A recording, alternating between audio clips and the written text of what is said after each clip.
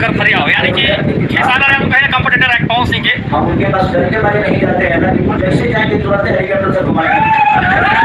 क्या जवाब दिए खेसारी लाल यादव? कहना चाहिए और उनको बुलाना पड़ेगा, छोटी बुला नहीं मिल सकता। नहीं, वो मेरे बड़े भाई है, वो दिल्ली भी बुलाएंगे, उसके बावजूद भी मुझसे मिलेगा। क्या जवाब? परसों की धरती जब तक रहेगी, ये सारी शहरी जब तक जिंदा रहेगा, तब तक वो मेरे सम्मानित थे, हैं और रहेंगे। लेकिन मुझे इस बात की होती कि आपके साथ रहने वाले लोग बात बनाने बिना कोई खेसारी लाल यादव से सीखे। आप लोग पूरा वीडियो वॉच करिएगा। पवन सिंह को एक एक करके जवाब खेसारी लाल यादव ने दिया है।